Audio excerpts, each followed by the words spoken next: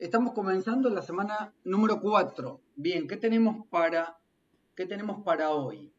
Esta semana, eh, continuando con metodologías, vamos a ver TDD, que es Desarrollo Guiado por Pruebas.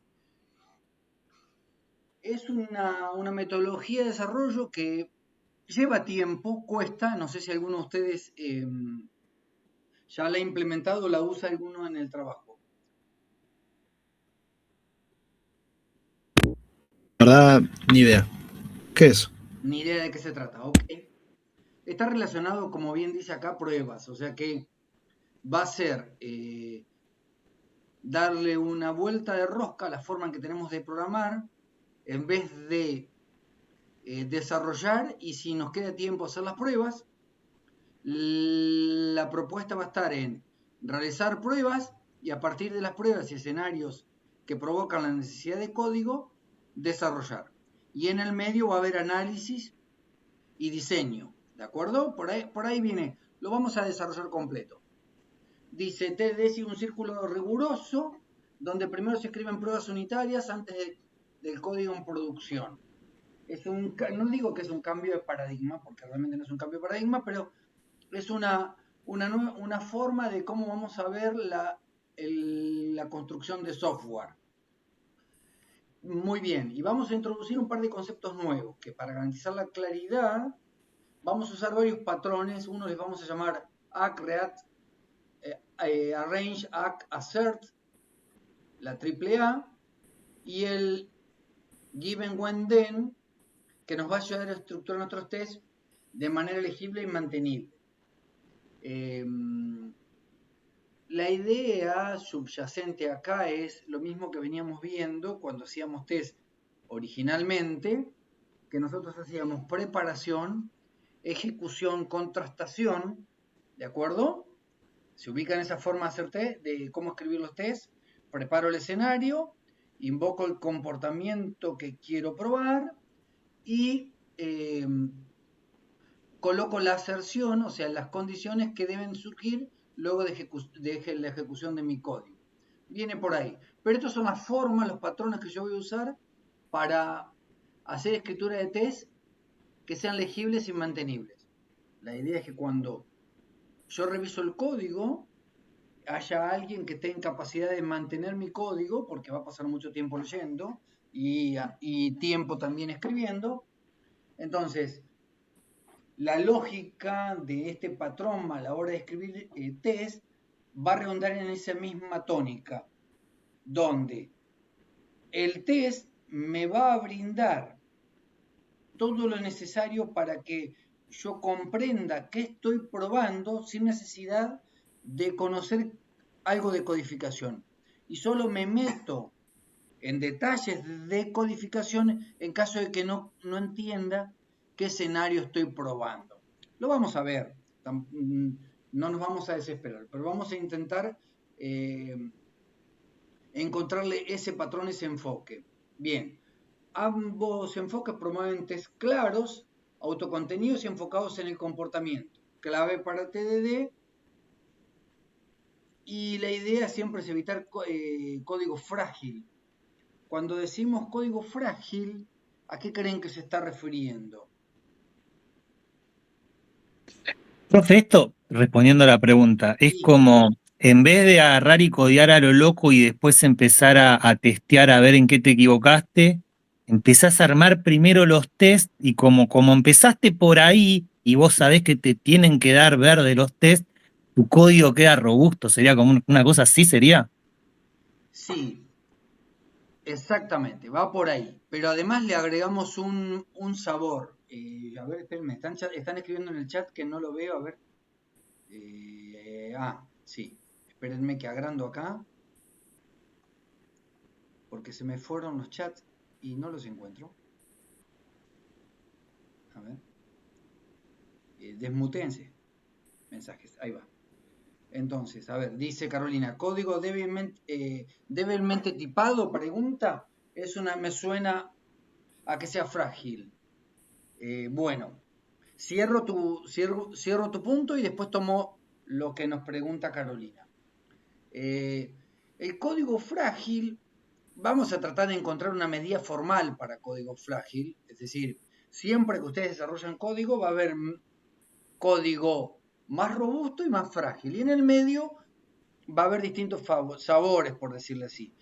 Y ese camino entre lo frágil y lo robusto va a estar dado en cuántos patrones de diseño voy a aplicar o cuántos principios aplico al desarrollo. Entonces, acá el código frágil, en primera instancia, eh, por decir, el primer parámetro formal va a estar dado porque todo código debe estar cerrado a la modificación, abierto a la extensión.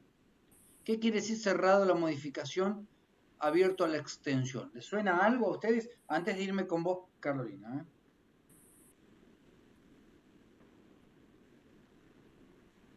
Como que lo que hiciste ya está bien hecho, cerrado a la modificación. Lo puedes ampliar, pero eso como que algo así es. Sí, señor. Entonces, ustedes cuando escriban código, el contrato que ustedes definan, esa interfaz pública, ¿se acuerdan el diagrama que habíamos visto del huevo frito? Bueno, ese contrato público va a estar dado y yo elegí comportamientos y generalmente comportamientos que encapsulados junto a todas las componentes que dan solución al problema, me dan la solución al problema, de tal suerte de que solo puse nada más lo necesario y no otra cosa, porque eso que agregue de más me va a permitir cambios a futuro. Entonces, está relacionado con el qué de la interfaz pública y el cómo de cómo realizo ese comportamiento.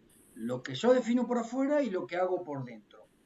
Entonces, el abierto a la extensión significa que si aparece alguna funcionalidad nueva o alguna forma distinta de hacerlo, yo puedo agregarla sin modificar mi contrato previo.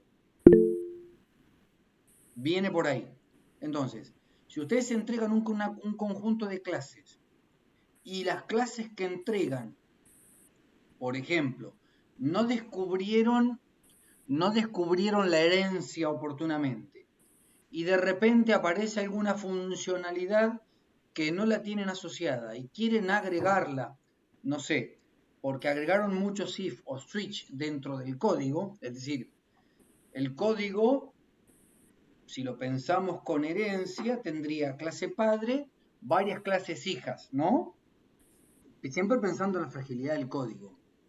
Entonces, cuando yo hablo de código frágil, que no está abierto a, a la modificación, significa que una clase tiene tanto comportamiento metido, y supónganse una clase que debería manejar diferentes, una herencia, la clase transporte, transporte en bicicleta de paquetes, transporte en auto de paquetes y transporte en camiones de paquetes, cada uno con sus características distintivas. Supongamos que ustedes en la lógica del diseño y la resolución del problema crean una sola clase de transporte. ¿Me siguen hasta ahí? A ver si habilito. O sea, en la construcción del software, ustedes crean una sola clase, la clase de transporte. La situación problemática creo que la charlamos la vez pasada, cuando descubrimos herencia les di el ejercicio de, hablamos de transporte o, o los retomo un poquito antes.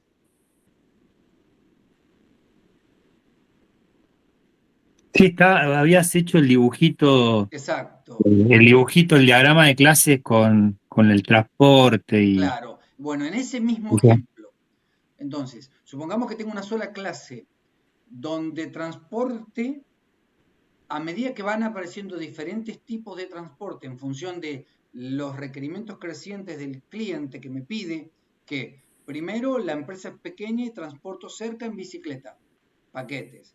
La empresa crece, transporto paquetes en auto. ¿Y eso qué provocó? Bueno, el paquete original lo transporto y intuyo que es una bicicleta. ¿De acuerdo? O sea, el transporte original era una bicicleta. Ahora, para introducir el nuevo tipo, de transporte, agrego un atributo interno a la clase. Supónganse tipo de transporte. Y en función del tipo de transporte dentro del comportamiento, agregar paquete, switcheo. Si vos sos transporte a secas, sos una bicicleta. Si sos transporte que sos del tipo auto, porque definiste un tipo auto interno, comportate de tal manera. Ya tengo un if dentro de la lógica de agregar paquete en el transporte. Bien. Cuando aparece un nuevo tipo de transporte camión, mi código va a seguir creciendo. ¿En dónde?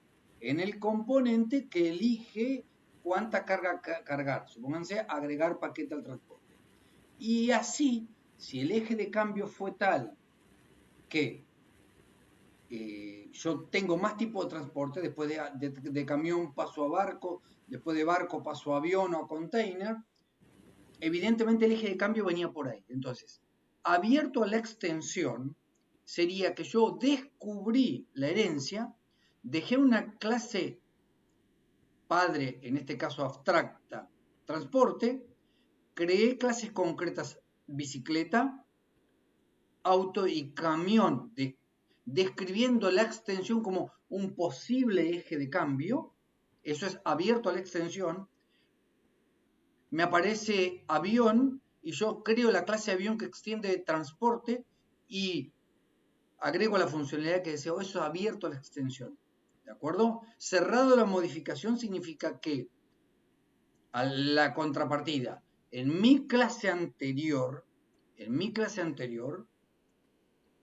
cuando yo tenía todo incluido dentro de transporte con switch o if para decidir el tipo y en función de eso operar, eso me provoca a mí que agregar más código, diferentes tipos, me va a hacer crecer mi método de manera sustancial. Entonces, esa modificación que voy a incorporar va a provocar que yo tenga que cambiar los clientes que ya entregué. Por eso decimos, abierto a la extensión, cerrado a la modificación. Cualquier Profe, cosa, ¿sí? en ese ejemplo que estás dando, justo diste un ejemplo, y yo te seguí, ¿no? El ejemplo, si una persona hiciese eso que vos decís, que pone if, como que básicamente, vamos a decir, esa persona no está usando el paradigma orientado a objetos. Todo if, todo bien. En vez de delegar responsabilidades, está poniendo if, ¿no? Claro, hay un Justo concepto, ese ejemplo es como, bueno, o eso no lo vamos a hacer porque queremos hacer orientado a objetos.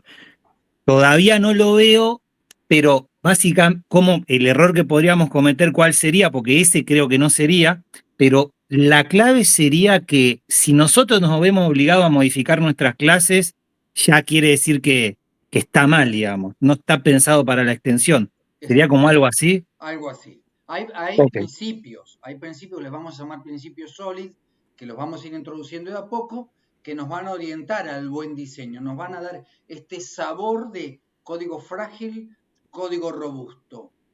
¿De acuerdo? La programación de objetos es el paradigma. Que vos escribas switch dentro de una clase no está mal. Ahora, si el eje de cambio o de crecimiento para tu código significa muchas opciones en función de un tipo, eso en el gremio se llama código smell, código que huele mal. Cuando yo veo que para dar cabida, para dar cabida a nuevas funcionalidades, tengo que agregar if, abro los ojos. ¿De acuerdo? Por ahí viene la cosa. Entonces, en el escenario que les conté, va a llegar un momento que al agregar 3 hilos al if y else if o switch, usted va a decir, ya está, esto era herencia. Entonces, debería haber descubierto la herencia. La descubrí, herencia tardía. Bueno, cuando la descubrí y arreglé el problema, ¿qué es lo que me va a pasar a mí? Voy a tener que salir a recuperar todos mis clientes que me conocían antes y darles la nueva forma de usarme. ¿Por qué? Porque ya no puedo instanciar vehículos, sino que ahora instancio tipos en particular. Antes, cuando instanciaba vehículo, me pasaba por parámetro el tipo. Ahora no. Ahora tiene corriente, cantante y sonante, un camión, un auto o una bicicleta. Por eso es que es costoso la modificación en el código. Si hay que modificar porque algo está mal, no hay ningún problema. Pero si yo construí correctamente el código, o sea, los objetos se reemplazan unos y otros. Eso estamos de acuerdo. Las funcionalidades del cliente siempre cambian y es lo que nos encanta a los de sistemas, que los requerimientos cambian, al cambiar el requerimiento cambian las funcionalidades, pero yo tengo que diseñar mi sistema para que siga funcionando, no que a un componente que tenga que cambiar un sistema completo porque me agreguen una sola pieza de código. No, no. Mis piezas son reutilizables y ahora la forma de comunicarte una con otra va a ser distinta. Pero lo que andaba, anda bien. Entonces, vamos a tratar de encontrar la medida E. Entonces, eso es abierto a la extensión, cerrado a la modificación. Bueno, después leo un poquito el chat y seguimos. Entonces, Carolina habló de código débilmente tipado. No. Si a débilmente tipado, Java, acuérdense que es 100% tipado.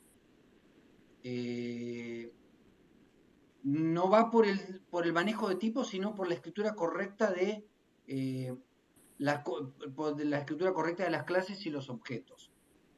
¿De acuerdo? Va por ahí. No por el tipo de dato, si es tipado, no tipado, débilmente tipado, sino que va por cómo escribo las clases.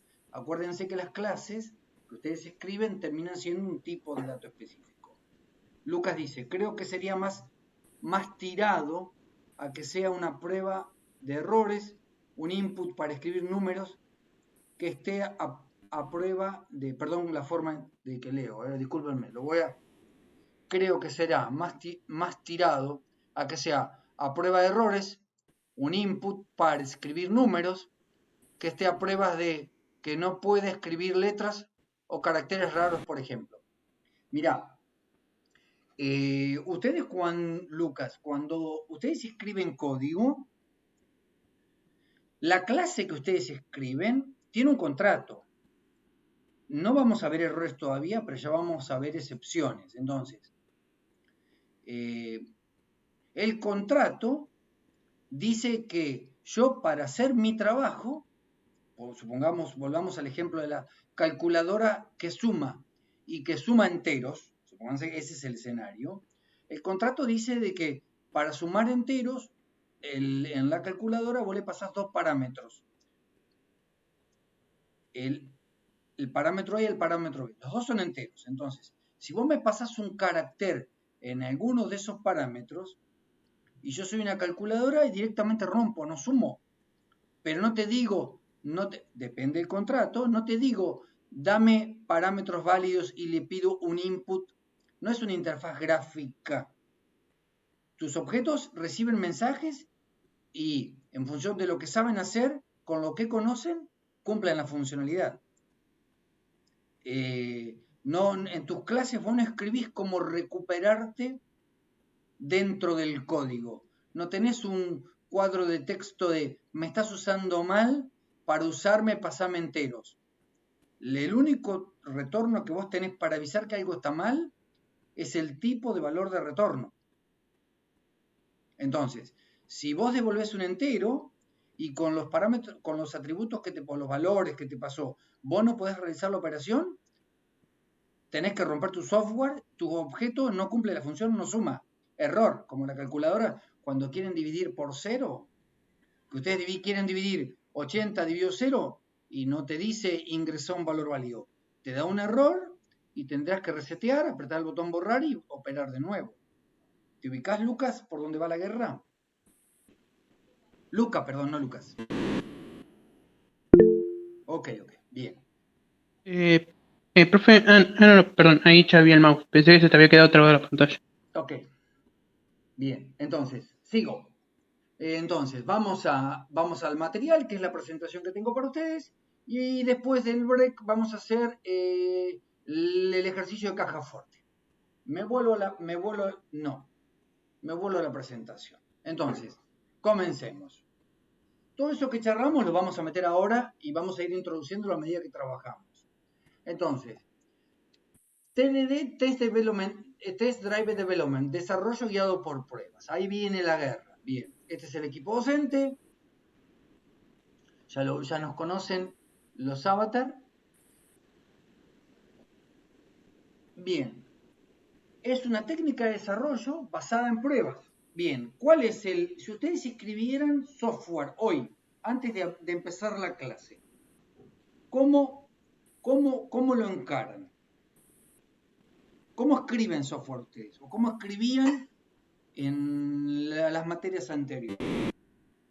Bueno, empezábamos a codear a medida que leíamos. A medida que leían. Sí. Ahora aprendimos vos la clase pasada nos mostraste lo del diagrama de las clases. Bien.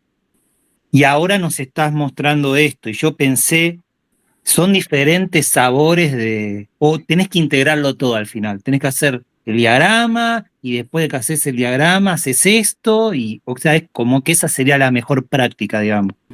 Sí. Acuérdense, las prácticas las da el equipo de trabajo.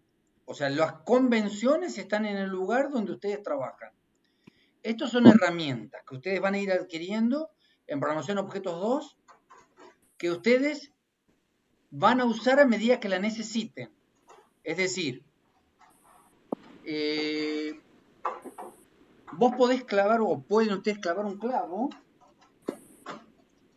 usando hasta una pinza, porque no tienen el martillo, ¿se entiende? Pero la mejor herramienta es el martillo. Entonces, la selección de la herramienta correcta la tienen ustedes. Lo que estamos haciendo es enseñándoles a ser buenos carpinteros y elegir la escofina correcta para el tipo de corte o arreglo en la madera que quieren hacer. El software es 100% maleable. Entonces, ustedes van a agarrar el martillo correcto y la escofina correcta como el carpintero para poder moldear la madera del artefacto que estén construyendo. En el caso del carpintero, la silla que esté armando, ¿no? Y cuando más herramientas tenga, se van a acercar a un profesional del área, que está el carpintero que hace muebles solo con herramientas automáticas, y está el ebanista. El ebanista es el que mete todo el expertise en el proyecto. Bueno, la idea es llevarlo del carpintero que usa la herramienta que tiene más a la mano para clavar un clavo, clava con lo que tiene, o ustedes se van a ir al mejor martillo para lo que fuera. Esa es la idea. ¿Ok? Acá me dicen el cronograma para aclararlo. Profe, puede ser eso. El cronograma se había actualizado, creo que alguien lo dijo recién y yo me quedé pensando lo mismo. Bueno, lo reviso, chicos, porque ha habido interrupciones en las cátedras por... Ya me acordé, profe, está marcado el día 1 del 5 como una clase nuestra y es feriado, Sí, justo. señor, ahí va, ya entendí, lo acomodo. No vamos a tener clases el viernes que viene. Justo nos tocaba presencial, no la vamos a tener, ¿ok? ¿Y podemos acceder a pedirle a los del jueves que la graben? Sí, pero no se preocupen. Por ejemplo, los del jueves no tuvieron ahora y esta la van a ver de nuestra clase. De nuestra clase. Entonces Sí, nosotros podemos hacer lo mismo con la del cuando... jueves, obviamente. Sí, señor. Bien. El tema Buenísimo. es que me parece que no están grabando las clases de los jueves. No se preocupen, todo el contenido que yo tengo previsto para ustedes lo vamos a desarrollar íntegro. No hay cuidado por eso. Así que, no se preocupen. Entonces, ¿Y la volviendo posibilidad de sumarnos a alguna de esas clases? ¿Cómo, perdón? La posibilidad de sumarnos, si podemos, a alguna de esas clases del jueves, Miren, o no conviene. sí, vamos emparejados. El problema está en las limitaciones de la tecnología de cuánto se pueden unir a las clases. Estamos ahí en ese tipo de cuestiones, pero, por ejemplo, hoy, para los chicos de la clase del jueves, íbamos a implementar que se sumen, pero si ellos se sumaban antes que ustedes, me iban a quedar ustedes sin posibilidad de ingresar a la clase. Entonces, preferimos no incorporarlos. Está bien, está bien. Profe, convencelo a Gracias. Mauricio que nos grabe la clase del jueves, porque después, decile a Mauricio que es por el feriado, que se cope, Mauricio, que eso es bueno, Mauricio. Decirle que dije yo eso, se va a acordar. Bueno, Solo por esta vez, aunque sea. bueno, ok, algo vamos a hacer. Dale, gracias. Gracias a ustedes. Bueno, entonces, ¿cómo construimos software? Independientemente de lo que hayan visto con nosotros, ustedes toman el requerimiento, leen el requerimiento y a medida que van leyendo el requerimiento van escribiendo software, ¿o no?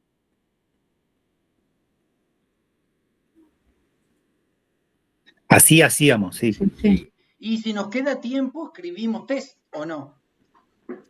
O Bueno, nos dijeron que directamente escribamos, no, nos dijeron escriban los test, nos quedó eso, güey. Hay que hacer los test, bueno, pero ahí hacíamos los test. quedaron. Bueno, entonces TDD, de esa forma de escribo el código y si me queda tiempo, o sea, analizo la situación, escribo el código que da solución al problema y si me queda tiempo, escribo el escenario de prueba para probar que la funcionalidad esté cubierta, le vamos a dar una vuelta de rosca. Vamos a cambiar el orden. Vamos a escribir el escenario de prueba. Vamos a generar el código mínimo y necesario para que esa prueba falle. Y nos vamos a asegurar que por lo menos mi software hace lo que tiene que hacer. ¿Me siguieron el punto o no? Si mi software, yo primero escribo y después eventualmente escribo los escenarios de prueba, ¿cómo me aseguro de que mi software hace lo que tiene que hacer? No lo sé. Confío ciegamente. Bueno, la idea es, tengo los escenarios de prueba, tengo las necesidades del cliente, las transformo en escenarios verificables que cumplen con un requerimiento del cliente y a eso lo transformo en código, me aseguro de que mi código haga lo que tenga que hacer. Ahora, esta técnica no me garantiza de que mi software no haga lo que no tiene que hacer, también. O sea, no hay nada mágico en esto, pero sí me aseguro que solo escribí código que está asociado a una necesidad y no me transformé en Java Ninja Decorator. En este mecanismo, en esta forma de escribir, que es la que traemos, que no está mal, pero es una forma, nosotros nos dicen, dame una calculadora. Ustedes generan la calculadora y como saben que la calculadora, el cliente solo quiere la calculadora que suma, ustedes ya vieron que el cliente la va a querer. Entonces, ¿qué hacen? Generan una calculadora y preparan todo el andamiaje para que divida, reste y multiplique. Y cuando le van al cliente, le dieron la calculadora que sume. Y como él tiene que pagar por esa funcionalidad, les va a pagar 3 puntos de funcionalidad porque eso es lo que ustedes dijeron que valía. Pero ustedes en realidad trabajaron por 16. ¿Por qué? Porque sumar, dividir, restar y multiplicar es mucho más funcionalidad y más código.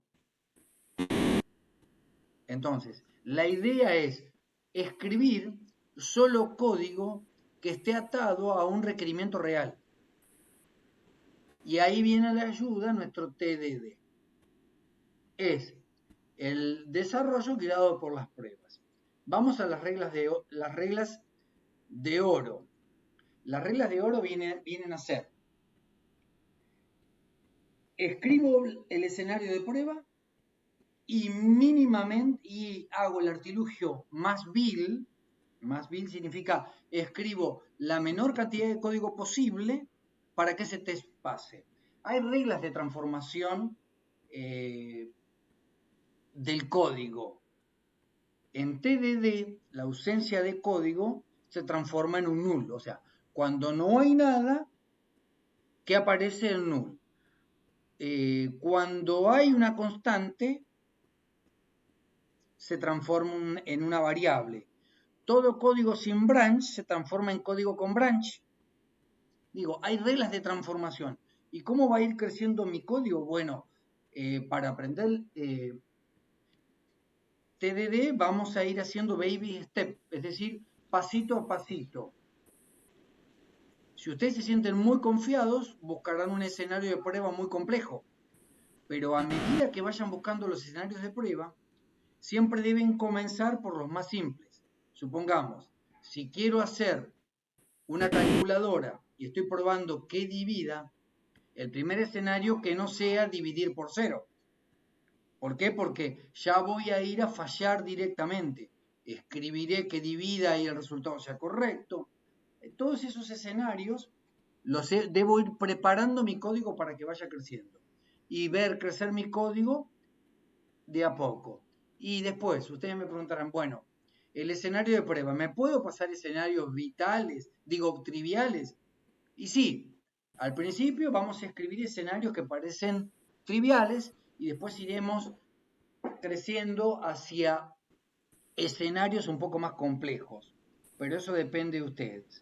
Entonces, a medida de que mi código vaya creciendo en funcionalidad, se va haciendo más general y abarcando más escenarios posibles.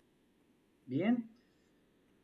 La consecuencia técnica que tengo es que el andamiaje que yo acabo de crear, la red de contención para el código, a ver, dice Carolina, en realidad teníamos checkpoint de test antes de. A ver, ¿cómo sería eso? No, pero eso fue algo que nos pusieron en los parciales. Nos decían, No, hasta también acá estaban en las actividades, ¿eh? Nos hacían desarrollar ciertas clases u objetos y nos hacía probar. Bueno, eso decía la estructura de README.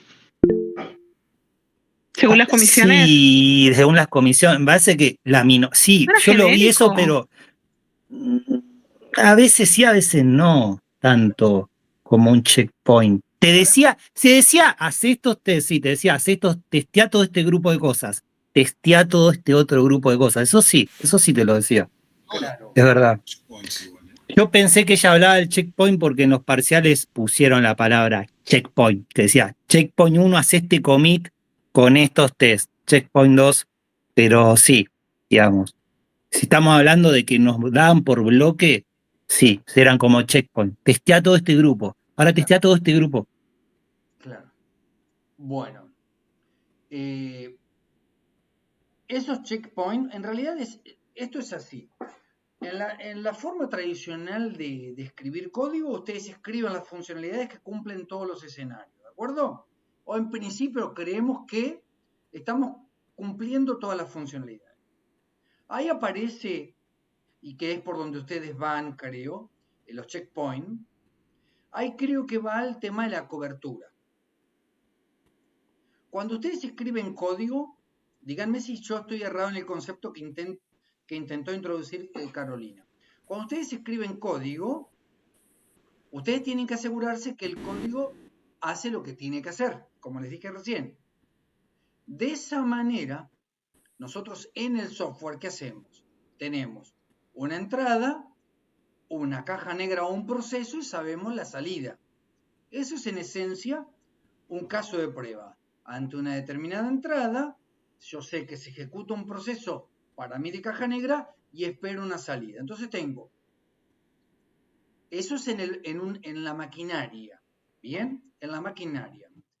Entonces yo lo que tengo es valor de esa maquinaria real funcionando a la maquinaria que yo preparo, tengo, o sea, una cosa es lo que yo creo que va a ser y otra cosa es lo que sucede.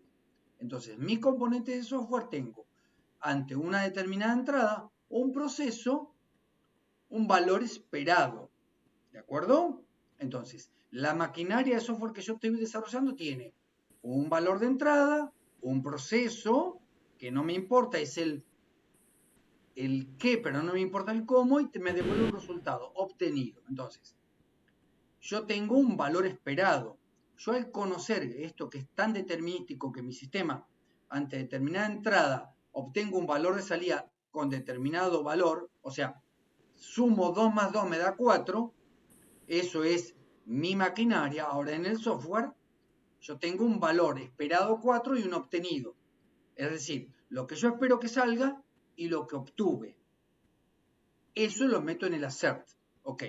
Pero si ustedes escriben mucho código, Y por el tiempo que tienen, dicen, bueno, voy a probar 3 escenarios.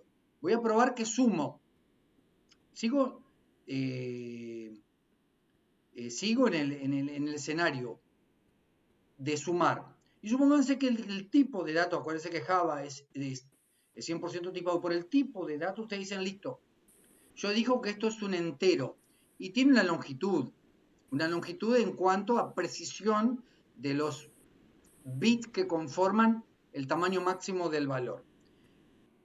En los test y en TDD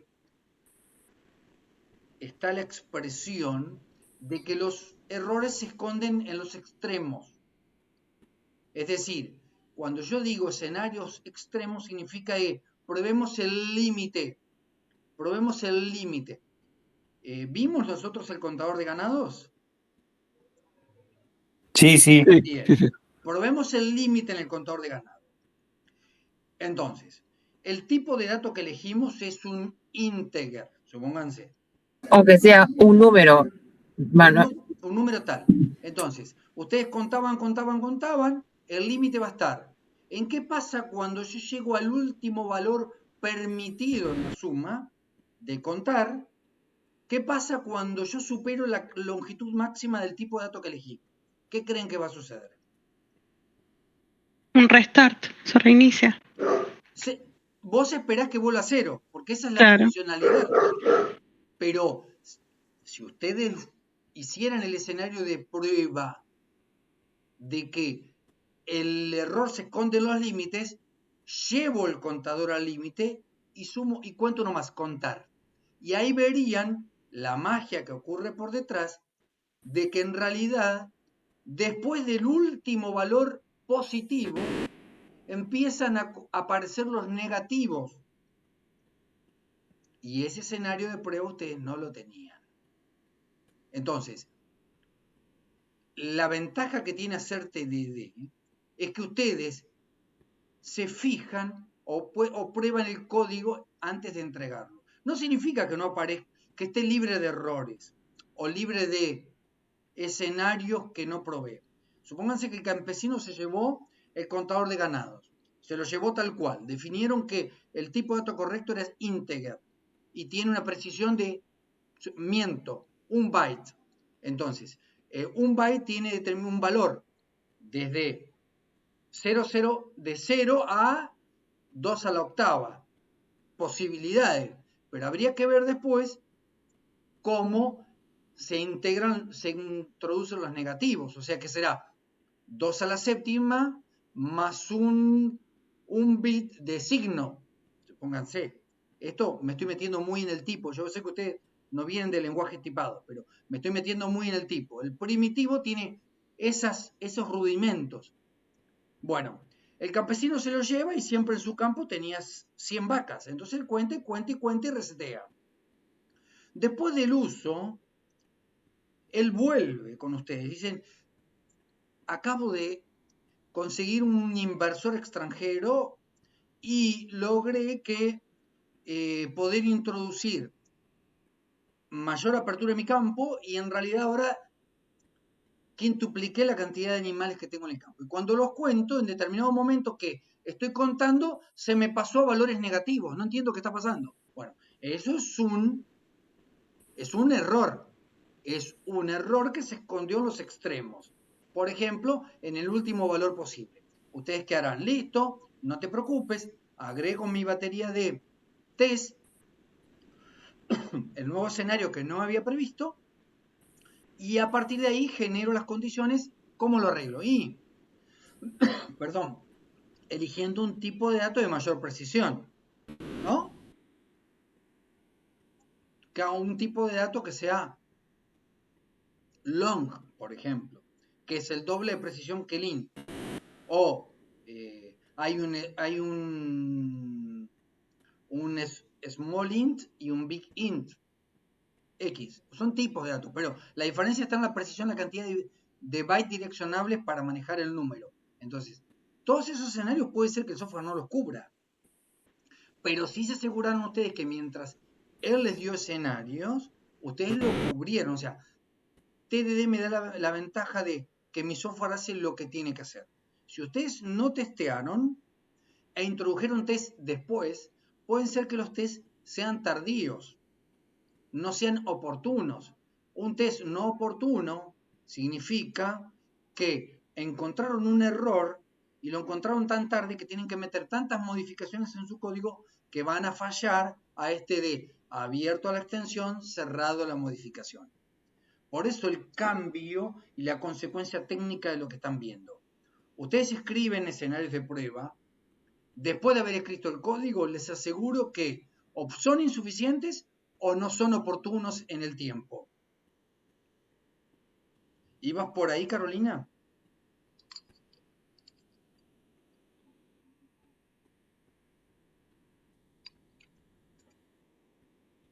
Bien. Profe, una pregunta. Dime.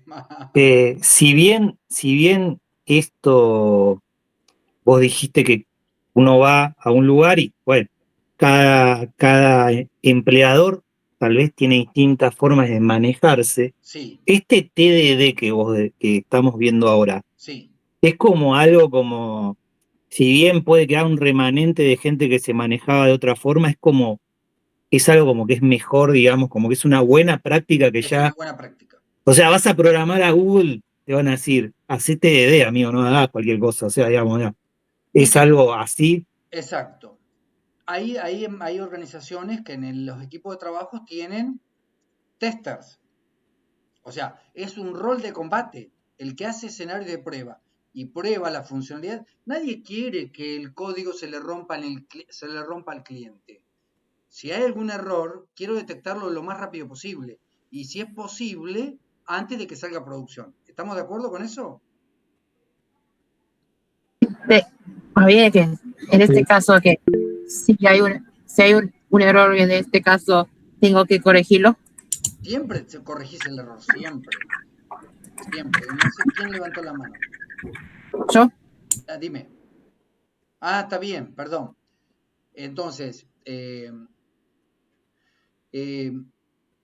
¿Qué sería? roles que son Perdón, de test. O sea, hay gente que corre pruebas automatizadas todo el tiempo y solo hace eso, no escribe código. Hace escenarios, toma los requerimientos del cliente, prepara escenarios y verifica que el código haga lo que tiene que hacer. Pero vos, previo a eso, vos ya te aseguraste que tus componentes funcionan. El otro probará que tu componente interactuando con otro componente funciona. Hará test de integración, harán otros test. Pero vos, las piezas de código que vos entregaste, tenés el código funcionando y una prueba que dice que todos los escenarios que vos quisiste cubrir están escritos correctamente. O entonces vos te aseguraste que tu código hace lo que tiene que hacer. Entonces, literalmente vamos a empezar escribiendo un archivo test.java. Vamos a hacer así entonces. Sí. Bueno. Bien. Ahora bien, se van a encontrar con escenarios, que los hay también, donde en la empresa les van a decir, no, gente, no escriban test. ¿Por qué? Porque yo te pago por líneas de código. Entonces, si vos escribís test, posiblemente para una clase muy pequeña o para una funcionalidad muy pequeña, vos tengas que duplicar el código. Es decir, si por cada clase que escribo tengo una clase que prueba la funcionalidad y le van a decir, che, a mí no me pagan por test, así que dejá los test para después y eventualmente probaremos. Bueno, ese riesgo de que el código se le rompa al cliente está latente y el dueño de la organización lo sabe y toma el riesgo. ¿Me siguen? Por ahí la tenés que tener más clara, ¿no? ¿Cómo? Para no pifiarla mucho en el código. Sí, la realidad es que todos, si alguna vez erramos con estilo. Normalmente las cosas que escribimos y que nos equivocamos es porque no tuvimos en cuenta algún escenario de usabilidad del cliente. Es la realidad. Por ejemplo, a ver, algún error de usabilidad del cliente. No hablo de tipos de datos distintos, porque ahí no debería correr el código, pero, por ejemplo, en la calculadora, yo siempre lo probé y dividí dos enteros. Ahora, un día el cliente me pasa un 0 que es un valor válido, Y mi calculadora rompió y está. Se rompió. Bien. Es como que la forma que veníamos haciendo de pruebas y error, buscamos enviar error. Sí, es cambiarle el enfoque. Yo no estoy buscando el error. Yo estoy buscando la necesidad de escritura del código. Es una vuelta de rosca. Yo no estoy buscando errores en mi código. Yo estoy buscando qué escenario no cubre mi código para escribir el código que te permita pasar ese escenario. Viene por ahí, Fernando. Perdón, es como que lo pensás al revés, ves dónde puede haber error y tratás de evitar eso. Sí, pero no. No es que vos buscás el error. No buscás el error. Vos lo que buscás es escenarios que tu código no pasa. Por ejemplo, dividir por 0 debe lanzar una excepción. Claro, lo pensás de atrás para adelante. Exacto. ¿Dónde puede llegar a haber un error? Y eso lo evito. Exacto, pero escribiendo código. Sí, sí, sí. Escribiendo código, bien. Pero buscarías también lo que sí querés que haga. No. Solo lo. Exacto. Siempre buscás lo que querés que haga. Ok. Siempre buscás lo que querés que haga. Profe, vamos a codearlo. Vamos a codear lo que. Sí. Mayor precisión no se pide. A ver, mayor precisión en lo que nos pide lo que leeremos con esto. Y siempre buscas, Fernando, tener bien claro lo que el cliente quiere. Y ahí aparecen test de aceptación. ¿Cuándo sé que terminé el trabajo? Porque ahí está la pregunta. Cuando escribo código, ¿cómo sé que terminé lo que él me pidió? Bueno, enmarco muy bien la situación problemática y digo, el código hace esto. Y como vos le entregaste escenario, o sea, hiciste escenario de prueba para que prueben eso, vos estás seguro de que en esos escenarios que te contó el cliente, tu código funciona. Y eso es un montón. Porque después él cambia la regla de negocio y tu código falla, no importa. Te traerá la situación, el nuevo escenario, lo transformás en código y le entregás el nuevo producto. Ningún problema. Pero vos no fallaste a cumplir con las funcionalidades que él te requirió. Bien, seguimos. Ok. Desmutéense cuando quieren algo. Entonces, ¿cuál es el mantra? El ciclo red, green, blue. Es decir, preparo un escenario de pruebas que me dé rojo, escribo el mínimo código necesario para que pase, tan mínimo como lo vil, es decir, me pide que retorne un dato, retorno un null y pasa. Después de ese null se va a transformar en un número. Yo pruebo que la suma de 4, bueno, el primero la necesidad del método y el return, listo, escribo return null. Después, la cert daba que la suma de 2 más 2 es 4. Bueno, return 4 es una constante. Bueno, ahí entro en blue. Digo, el blue es, siempre estoy acá y estando en verde, cuando mi test pasa, yo reviso el código, lo miro y veo si existe alguna necesidad de refactorización. Refactorización viene dado por la mejora en mi código. Una de las mejoras de mi código puede ser quitar comportamientos repetidos, por ejemplo, muchos if, puede ser transformados en switch. Una constante, que yo sé que es una constante, siempre retorna el mismo valor, transformarlo en una variable. Un método privado dentro de un comportamiento público que solo me sirva de utilidad, eso es un refactor inválido, ¿ok? Y ahora vamos a ir a pasar a Sí, decime. Sí, optimización. Sí, yo tenía un profe en la facultad que me decía que lo óptimo no existe, pero sí, es buscar que siempre, acuérdense una regla más, perdón. Vas camino a, sí, siempre estás camino a, porque siempre lográs, con lo que sabes hoy, Y con lo que tenemos, das siempre tu mejor versión. Es por ahí, Andrea. Bueno, me perdí lo que les iba a contar. Pero bueno, vamos a introducir el cambio de Nos mentalidad. iba a contar sobre una regla. Ah, sobre una regla. Sí, paren, la edad no viene sola. Perdón. Ya me va a venir. Estábamos hablando de el refactoring. Bueno, ya me va a venir la idea. ¿Sí? Ya me va a venir. Pero tomo el punto. Entonces, primero el código, después probar y depurar. Nosotros lo que hacemos es primero escribimos la prueba y después escribimos el código. Esta es la forma en que nosotros escribimos código tradicionalmente. La real realidad es que ustedes cuando escriben código, los test son la red de contención, ¿no? Como yo les dije. Pero cuando esa red de contención es muy pequeña, va a haber muchos escenarios donde no lo probaron y no están seguros de que el software funcione.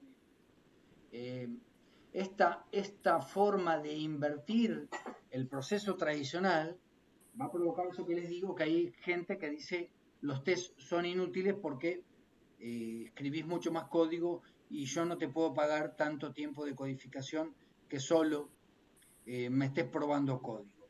Entonces, aquí van a tener que tomar ustedes una solución de compromiso. Ustedes van a necesitar trabajar.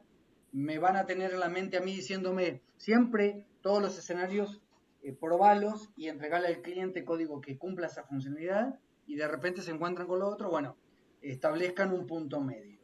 Traten de aplicar todos los criterios y después la realidad es que ustedes quédense con un punto importante. No es que los test son ciudadanos de segundo nivel y únicamente el código productivo que ustedes le entregan al cliente es el que vale. No. Los dos son importantes. Ustedes van a entregar el código productivo, pero el otro ciudadano también es un ciudadano de primer nivel. Eso es una cuestión que tenganla siempre en cuenta. A medida que se agregan pruebas, estas se vuelven cada vez más específicas. Es decir, el código se vuelve más específico en los tests. Primero pruebo de que devuelva, que sume, después pruebo que sume en los límites donde se esconden los errores, y eso me va a generar que el código que entrego es más cuando las pruebas se hacen más específicas, el código se vuelve más general. ¿Sí? Cuando más especificaciones se tienen, más específico se vuelve el cuerpo de conocimiento del sistema y abarco más escenarios de prueba, ¿no?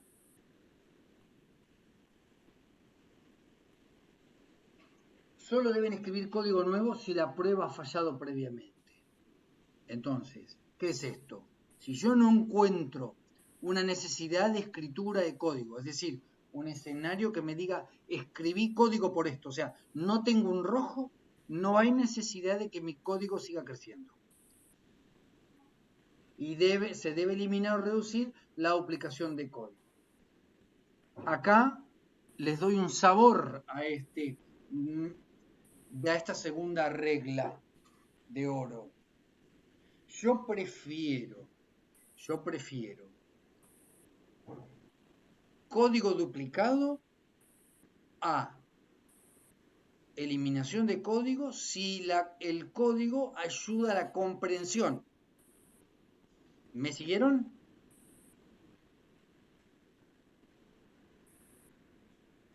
Sí, es mejor un código que otra persona pueda entender a uno que está cortito y que es bueno. Tal cual, va por ahí. ¿Bien? Pero duplicado. A veces código duplicado no está mal, mientras te favorezca la comprensión de la funcionalidad. Acuérdense que van a estar mucho tiempo leyendo. Entonces, reducir duplicación no siempre es la solución fantasiosa. Siempre el código debe ser entendible, leíble. Ahora, reducir la duplicación en ese mantra que vieron ustedes, o en ese ciclo virtuoso de escenario de prueba en rojo, mínimo código verde, y estando en verde refactorizo si hay algo que mejorar. Siempre hay algo que mejorar, pero es preferible dejar código para que se comprenda a quitarlo y no comprender lo que estoy haciendo. Ese es mi consejo. Beneficios. Es un proceso más predecible, ¿de acuerdo? El progreso es constante y medible. Cada escenario de prueba hace crecer y mejorar el código. Ese test rojo que yo tengo va a provocar que escriba código. Bueno, eso significa que va a haber una nueva funcionalidad que agregar, un método que escribir o alguna salida, algún branch de algún if que no tuve presente. Menor probabilidad de fallas, reducción de errores y bugs. No es que no voy a tener errores, ¿de acuerdo? No es que no los voy a tener, pero me aseguro de que sí o sí hago lo que el cliente me pidió que haga. Eso es una garantía fundamental. Y aumenta la confianza en el equipo. Si todos en el team de trabajo, ¿te acuerdas que el otro día una compañera nuestra nos decía que eran máximo 5 trabajando? Si todos aplicamos esta técnica y todos confiamos en todos de que el otro escribe código con corrección y cuando lo integro con mi código el otro ya probó, eso aumenta la confianza en el equipo y facilita la colaboración y la calidad del código. Si mis 3 compañeros no aplican TDD y las veces que yo tengo que integrar el código que yo desarrollo me falla, me rompe por algo y tengo que perder tiempo en arreglar código que otro desarrolló, y evidentemente pierdo confianza en el equipo y pierdo esa sinergia de vamos y estamos todos en la misma guía o vía. Está muy bueno. Bien. Características. Implementación de una metodología estructurada. Primero los escenarios de prueba, después escribo código y así sucesivamente. Incorporación de etapas claras en el ciclo de desarrollo. No es que antes no la tenían, la tenían. Pero ahora es como que le introduzco. La consecuencia técnica. A medida que las pruebas se vuelven más específicas, el código se vuelve más general. Robert Martin, este es nuestro mentor, por decirlo así, ¿sí? Tiene varias publicaciones, código limpio, ha impulsado movimientos de software que hoy se siguen usando. Espérenme un segundito.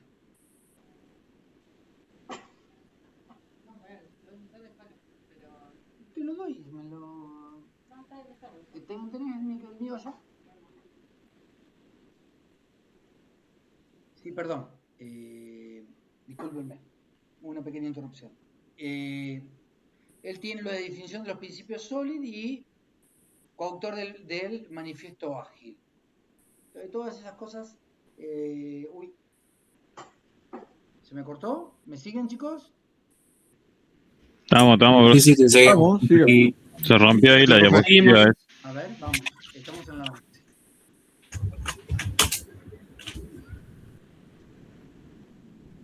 Pensé que se me había desconectado.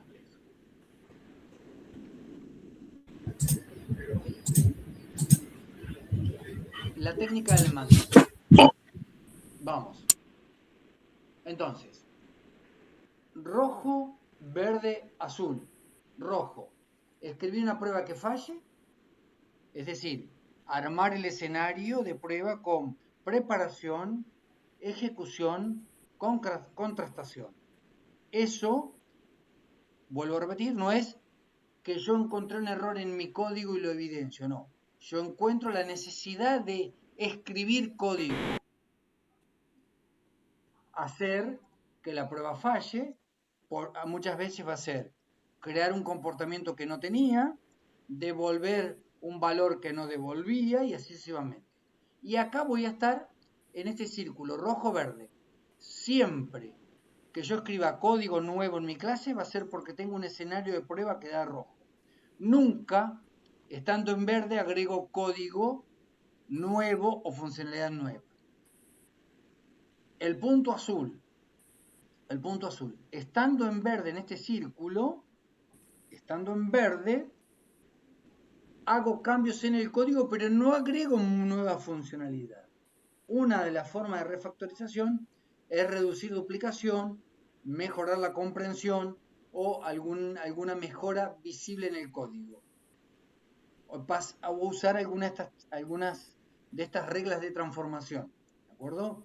No solo reducir duplicación, hay refactoring de otro estilo también. Y viene por las reglas de transformación. Y de vuelta a empezar siempre. Rojo, verde, y en determinado momento me doy cuenta que hay algo para mejorar, azul. Rojo, verde, y después de cada verde puedo estar en azul. Pero va a depender. Bien, el ciclo va a estar así. El test que falle, la prueba que pase, refactorizar y reducir duplicación. Bueno, vamos a ir al ejercicio. Yo les voy a dar un break ahora. Entonces, la aplicación de cierre, ¿qué vamos a hacer? Configurar una caja fuerte. Sí, señor. Entonces, ¿qué es lo que vamos a hacer? Y primero vamos a hacer un test, supongo. Esta caja fuerte es una caja fuerte de un hotel, ¿de acuerdo? La caja fuerte del hotel, ustedes van a tener que definir las funcionalidades que van a cumplir. O sea, cuando determinamos que nuestra caja fuerte ya fue desarrollada, bueno, habrá escenarios de prueba que vamos a realizar, habrá código que vamos a escribir y vamos a hacer aserciones para que los tests fallen. Pero básicamente, ¿qué es lo que voy a querer yo? Yo soy el usuario, es decir, soy el dueño del hotel que les pide desarrollen la caja fuerte. Yo como cliente, ¿qué voy a querer? Voy a querer que cuando mis huéspedes lleguen al hotel, se alojen en una habitación, llegan con sus objetos de valor, por ejemplo, joyas, relojes, dinero en efectivo porque están de vacaciones, lo que fuera, llegan al hotel, se encuentran con la caja fuerte, introducen los objetos de valor, cierran la puerta y colocan una clave. Que te puedo decir de que hay hoteles que tienen cajas fuertes para guardar cosas. Sí, señor. Y eso es lo que ustedes van a modelar ahora. Por ejemplo, lo de La Plata, que tiene una caja fuerte. Exacto. Entonces, ¿por dónde vamos a ir? Llega el huésped, introduce sus objetos de valor dentro de la caja fuerte, empuja la puerta, coloca una clave y se cierra. Se va a desayunar o se va a merendar o sale a hacer paseo, vuelve a la habitación, necesita sus objetos de valor, coloca la clave que había introducido, la puertita se abre, saca los objetos de valor, hace lo que tiene que hacer, por ejemplo, se coloca el reloj y vuelve a guardar la billetera que no necesita más. ¿Listo? Vuelve a introducir la billetera, empuja la puerta, coloca una nueva clave y la caja fuerte se cierra. ¿Se entiende más o menos la funcionalidad que vamos a desarrollar?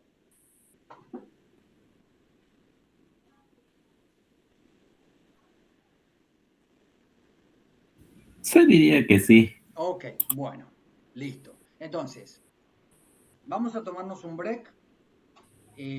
Ustedes se preparan, clonan el repositorio y en Sony 22 y 35 nos juntamos de nuevo para resolver esta situación problemática. ¿Les parece? Bien, yo ya cloné mi Git. Listo. Ok. Entonces, 19:35, detengo la grabación, volvemos de nuevo y comenzamos con la práctica. Dale, gracias.